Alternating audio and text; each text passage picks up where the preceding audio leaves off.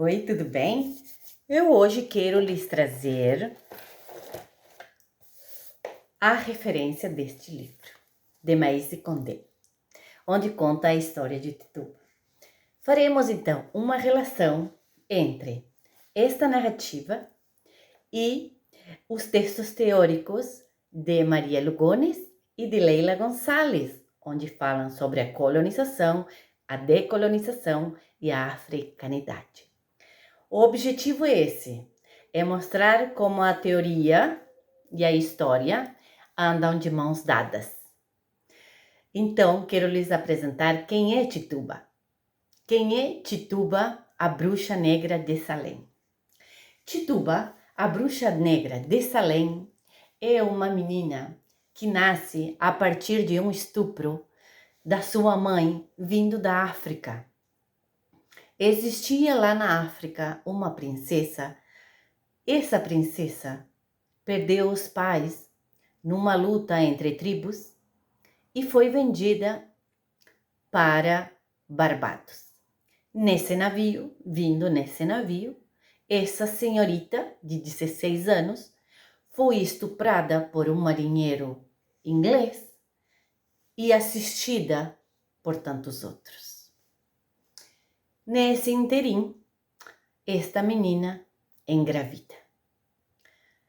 Quando ela chega no convés do navio, esta menina é comprada por um senhor para fazer companhia à sua esposa. Quando esse senhor viu que esta menina estava grávida, a levou e a entregou a um dos seus escravos, que estava tentando suicídio, que estava muito triste. Então, a deu de presente a ele, né, para que ele, de repente, tivesse alguma alegria de viver. Então, nasceu Tituba. O pai adotivo de Tituba, a apresentou conforme a cultura naquele país, na África, conforme a cultura deles, né? A cultura dos africanos. Aí, Tituba cresce nesse meio familiar entre esse homem, que não é o pai, mas a ama, como se fosse o próprio pai, e cresce com uma mãe que a ama de uma maneira, né? Porque essa mãe, ao olhar para Tituba, ela relembra o quê? Ela relembra toda a violência que ela sofreu naquele navio, porque afinal de contas, ela é filha de um branco. De um branco que a violentou, que a estuprou, que a machucou, junto com outros que também a machucaram. Nesse então, Tituba cresce nesse meio. Um dia, a Bena, que é o nome da mãe de Tituba, sai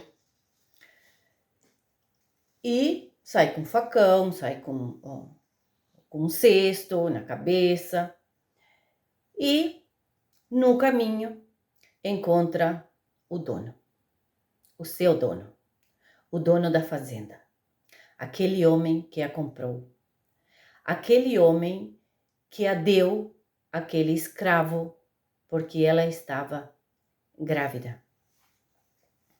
Aquele homem viu em Abena uma mulher que já não tinha 16 anos.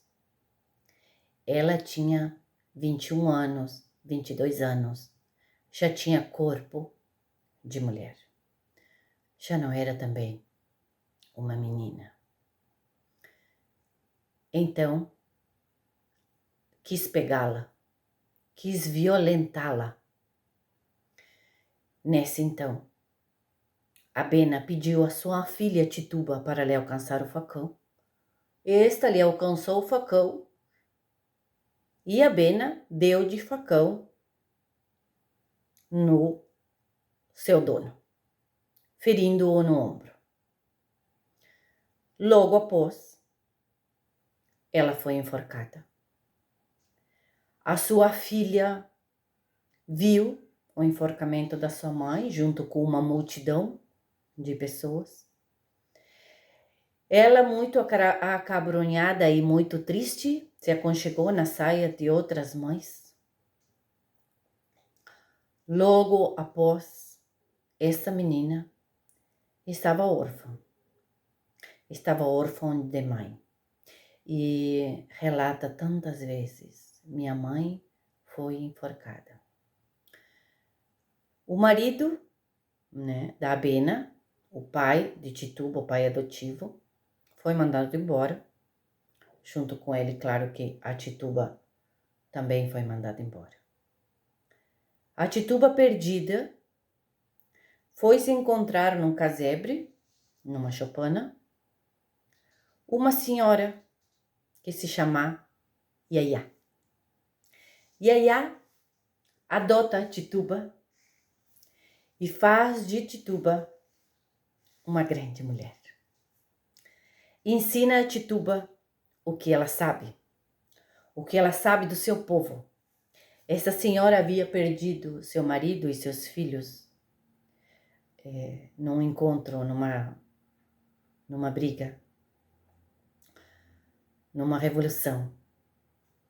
Então essa senhora se devota a Tituba e lhe conta todas as coisas que aconteceu.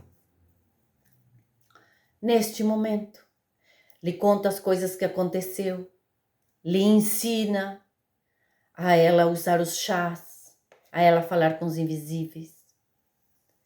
Desta maneira, e nesta paz, podemos dizer, a Tituba é criada por essa mãe Yaya. Quando a Tituba faz seus 14 anos, essa mãe Yaya morre. Vai para o mundo dos invisíveis, como Tituba diz. Novamente, Tituba fica sozinha no mundo. Mas ainda fica morando naquela choupana. Um dia, ela se atreve a sair daquela choupana para olhar os campos. Qual é a visão que ela enxerga dos seus irmãos negros, esfarrapados, trabalhando, forçados, apanhando, sendo castigados pelo sol, pelo mau tempo, pelas suas forças físicas que não cabiam mais em tanta injustiça, em tanta maldade que eles viviam. Então, a partir desse momento que ela viu que as pessoas tinham medo dela, porque sabiam que ela tinha os dons da sua mãe Yaya, ela disse que ela queria ser amada. Ela queria ser amada. Então, ela passa a sair e a visitar de noite esses escravos, a ajudá-los de alguma maneira. E ela passa a ajudá-los de alguma maneira, até que um dia Tituba conhece o moço e se apaixona. Pede a sua mãe Yaya ajuda para tê-lo e ela o tem. Não foi por falta de aviso que ela se foi. Resolveu fechar a sua choupana, matou seu último bicho e se foi. Quando chegou na casa da dona do seu amado, ela já viu, ela sentiu o que a esperava. A dona sempre a maltratou e tinha como um certo ciúme, né, do seu negro, porque ele era tipo um bichinho de estimação dela. Então, Tituba fica com esse moço. A mulher fica muito doente e os vende para um pastor. esse pastor vai embora para Barbados e a leva em condições de escrava. Ela vai para Barbados com seu amor e vivendo esse amor e sofrendo as consequências de viver esse amor.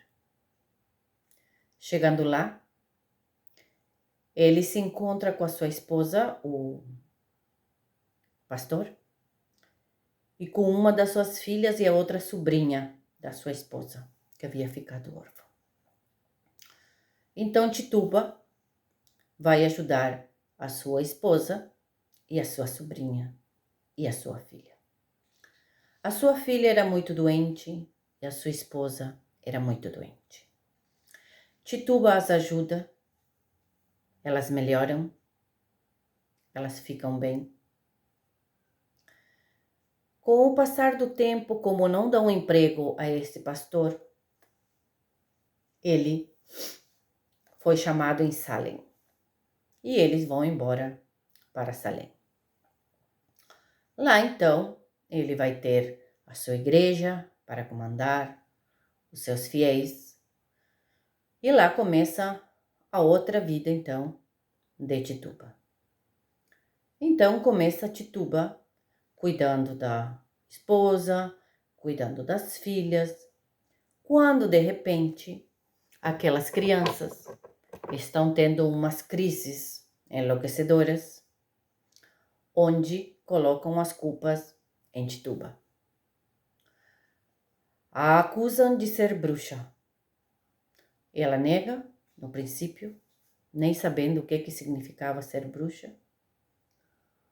Após ela é presa. Quando ela é presa, ela diz, para se defender, que sim, que ela é uma bruxa, então ela é perdoada, porque ela se disse que era uma bruxa.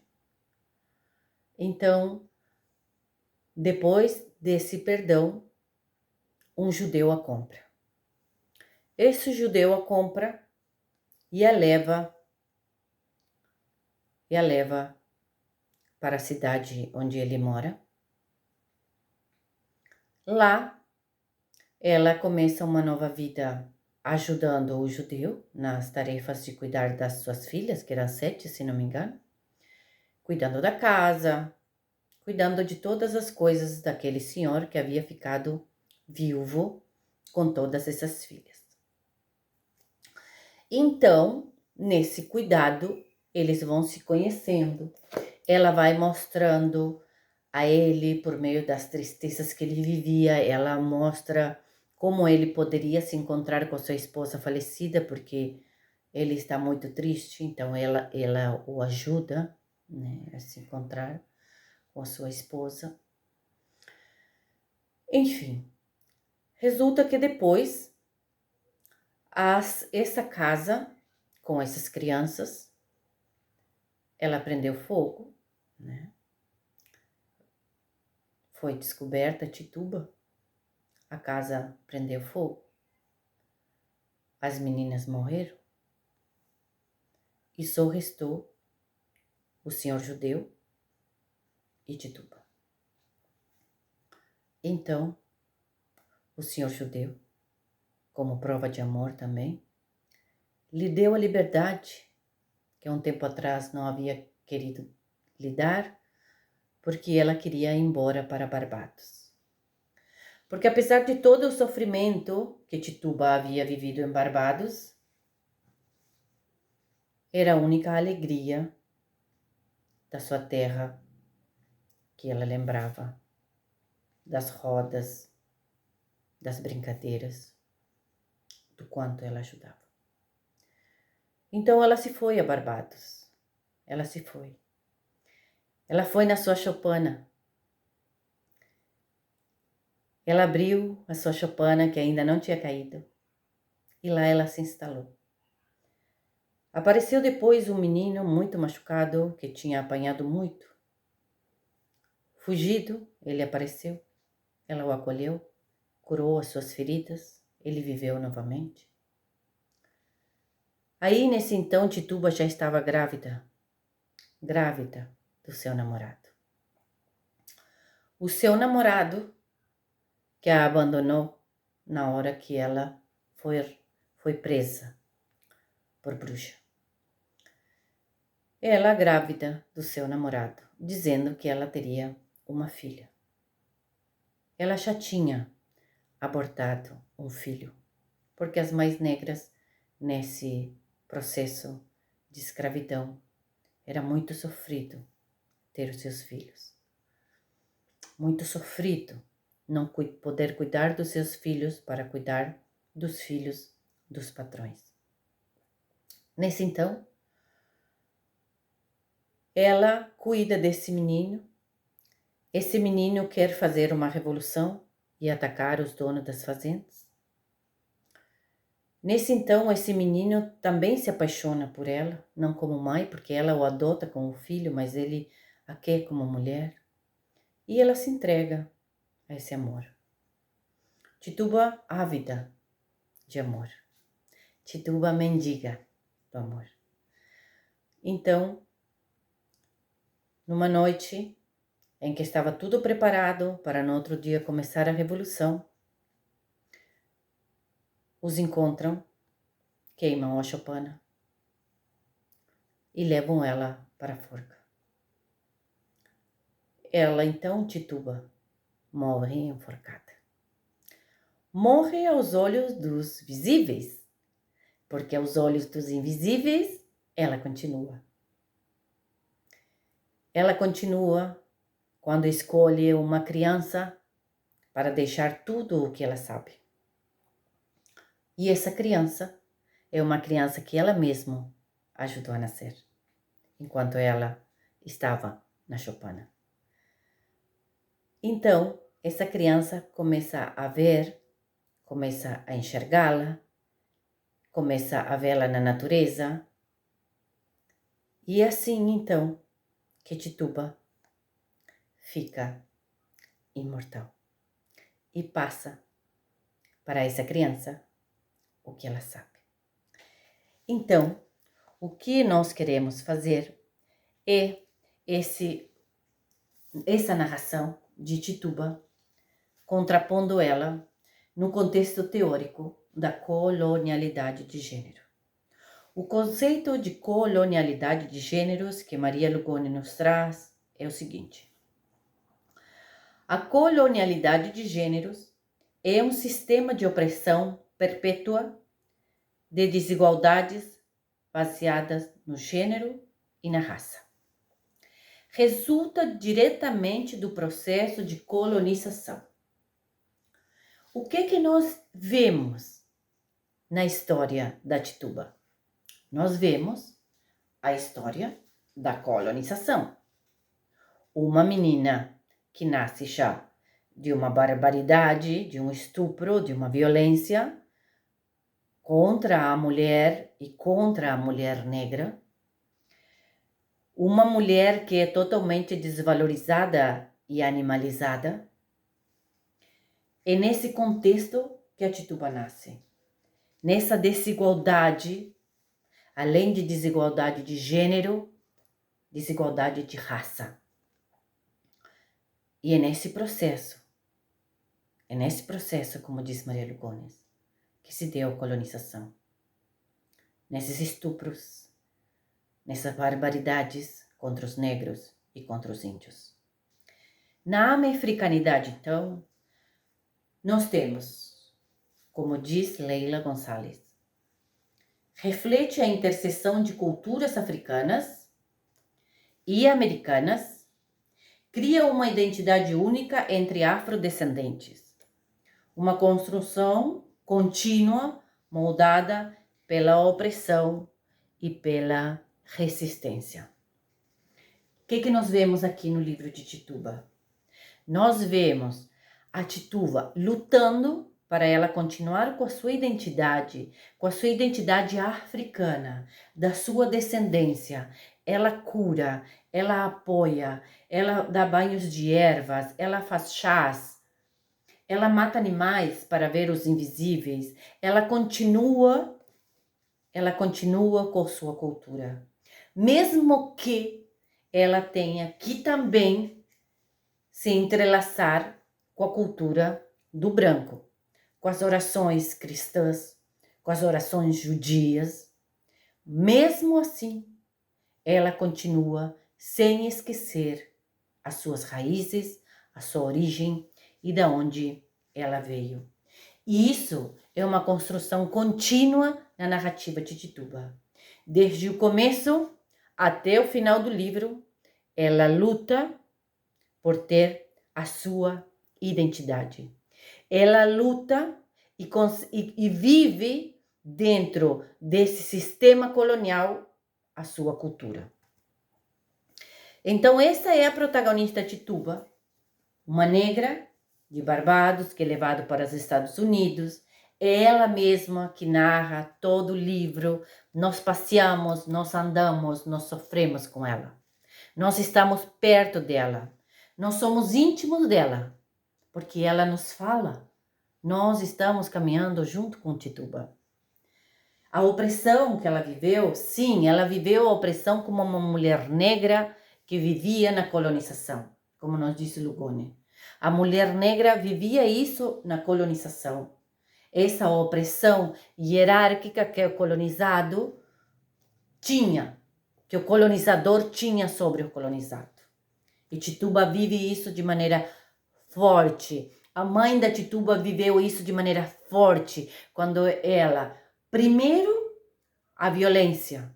Segundo, quando ela se defende do segundo estupro, ela sofre a morte, e a morte por enforcamento. Então, essa opressão do colonizador fazer o que ele bem entende com os colonizados, de tirar o que eles têm de direito do seu próprio corpo e usá-los não como animais. Pior. Muito pior. Não tem nome. Não tem nome. Nesse momento de opressão, a Tituba diz essa frase: eu sou uma mulher negra e isso me torna uma presa fácil. Aqui vemos explícito, então, o que Maria Lugones nos diz a respeito da raça, da hierarquia racial. O branco, colonizador, né? Ele era superior a qualquer outro que não fosse branco, ou preto, ao índio. Eles tinham humanidade. Eles, homem e mulher, eram os colonizadores. Eram homens e mulheres. Os negros, eles eram fêmeas e machos, sem humanidade. Eles não eram homens. Homens como raça de homens. E nem animais, porque não tinham nome de animais. Eram macho e fêmea. Eram como bestias. Seres sem sentimentos, sem pensamentos, animalescos de uma maneira instintiva ou intuitiva, sem ração, sem amor, sem humanidade. Portanto, sem querer. Essa era a mentalidade do colonizador sobre o colonializado. A resistência.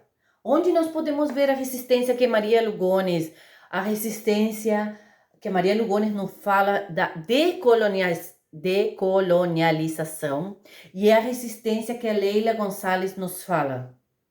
A resistência de não deixar que o colonizado implante na mente do colonizador, que o colonizador implante na mente do colonizado tudo aquilo que ele pensa que é realidade para ele e que tem que ser realidade para o colonizado também. Então, o que nos diz Leila? Que nós temos que ter resistência a isso, resistir a isso, para que nós possamos ter a nossa própria identidade. Porque se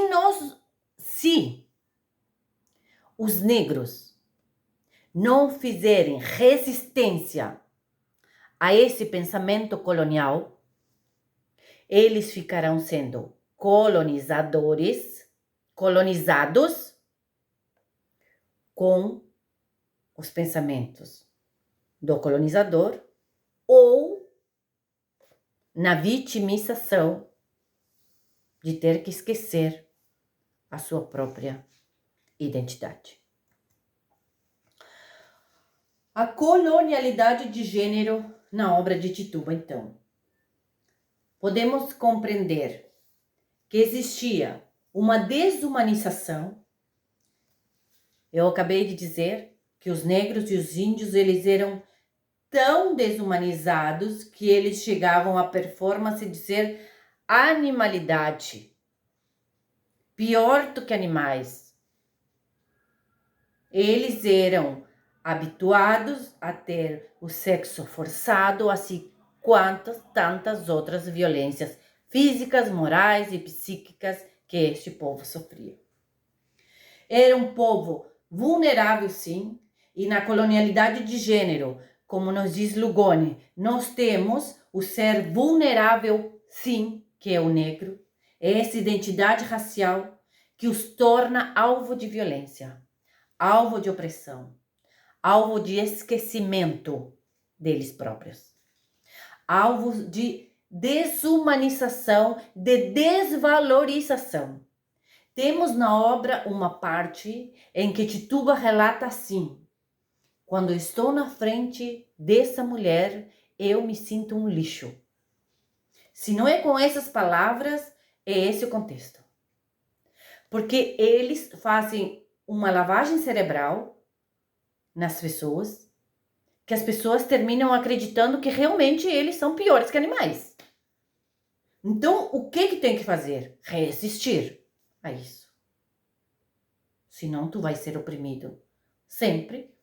E além de tu ser oprimido sempre, como eles foram, eles seriam alvos, presas fáceis para a exploração.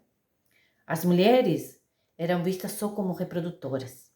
E aqui estou falando só da mulher negra, mas eu posso falar da mulher branca. A mulher branca também servia só como reprodução. E a mulher negra era só reprodutora também. Ela era separada dos seus filhos, ela tinha que amamentar os filhos dos outros. Aqui nós temos na obra Tituba que faz um aborto porque ela não quis trazer o filho a esse mundo que estava sendo colonizado numa maldade, num desamor constante, a este mundo que ela estava à margem, sozinha. Então o que ela fez? Ela tirou esse filho, porque ela não teria direito a esse filho como mãe. Então nós vemos essa vista das mulheres como reprodutoras, sim. E a experiência de Tituba explica como essa colonialidade de gênero se manifesta. A gente vê isso no aborto, né? Que a Tituba faz. Depois a gente vê isso nas mulheres dos donos das fazendas, né? Que elas eram tidas só como reprodutoras, né? Não vai nenhuma atenção melhor, né, a ela. Sua identidade racial torna vulnerável à violência e exploração sistemática. Então a gente sabe que o sistema era do colonizador sobre o colonizado, e as vozes mais fracos, mais enfraquecidos, os mais vulneráveis eram os negros. Então eu só quero mostrar como a obra está repleta e encharcada também dessa exploração, dessa vulnerabilidade e dessa desumanização que Lugones nos traz. Então, falando um pouquinho da americanidade em Tituba, nós temos o deslocamento, né, que foi quando Tituba saiu de Barbados para os Estados Unidos, né? Nesse deslocamento, a gente pode ver que, na verdade, Tituba sim sente falta do que ela vivia lá em Barbados, mesmo que fosse uma terra sangrenta e triste. Foi a terra que ela nasceu e ela tinha amor também por essa terra. Então ela diz que lá tinha rodas, que eles brincavam na volta do fogo. E ela diz: de onde eu venho, as histórias são contadas ao redor do fogo, mas aqui sou apenas uma sombra do que eu fui. Lá tinha mais pessoas como ela, que apesar de toda a crueldade, de toda a tristeza, eles sobrava um resquício da alegria, da fé daquele povo, né, da força daquele povo, para eles conseguirem dançar e para eles conseguirem ter faíscas de alegria, né? Então, nesse deslocamento, a gente vê nessa migração também, tipo, é uma não pertença, né, aonde ela está, e ela também não pertence a Barbados. Então, ela também se sente como que perdida nesse caminho, né? Nesse caminho sem pertença, assim. Na adaptação à luta para sobreviver no novo contexto colonial. Então, ela luta para sobreviver naquela cidade que é diferente, porque Barbados ela já conhecia, ela já sabia, né? Conhecia as pessoas e ela já tinha mais conhecidos, ela já sabia como se locomover, como se comunicar, enfim. E ali ela tem toda uma adaptação, né? Vai aprender uma nova língua, né? Enfim, aprender uma nova língua, que eu quero dizer, porque aprender a conviver, né? Com uma raça, com costumes, com um povo diferente. A resistência, nós vemos aqui a resistência, né, que o Gonçalves nos fala que os africanos têm que ter. Vemos essa resistência na manutenção que Tituba tem, então, nas práticas das culturas próprias, né, do seu país, né, da África. Ela nasceu em Barbados, mas ela é descendente de africanos, né? A sua cultura é africana, né? Então a gente vê ela sempre colocando em prática a sua cultura, né? Na cura, no amor, né? Enfim, para ver os invisíveis, né? Para que o seu judeu visse a sua mulher que estava invisível, logo a filha do judeu também viu, logo após eles viram a mãe e a filha mais velha, quando eles morreram queimados, né? Então, o que ela aprendeu com a Yaya estava ali, presente na resistência, para que ela não esquecesse, para que ficasse entranhado, né, a importância de ser africano. Então, a identidade, que é essa construção contínua entre a opressão e a resistência. Então, por mais oprimida que a Tituba fosse, como nós vimos, que ela foi muito oprimida em tudo, ela sempre lutou, e ela sempre resistiu, e ela sempre, também muitas vezes ela falava o que pensava, como uma vez ela falou para o pastor por que ela tinha que se confessar. E ela levou um tapa, né, por isso. Então, ela construiu a sua identidade de uma identidade que já havia sido construída antes, né, dos seus ancestrais. E ela luta com isso. Ela é assim. Ela não se deixa levar pelo modernismo e nem ser igual e ter os mesmos pensamentos dos colonizadores ou dos que querem sobreviver. Ela vivia. Ela não sobrevivia. Também sobrevivia, mas ela vivia. Ela vivia porque ela lutava, porque ela resistia e ela continuou com sua própria identidade.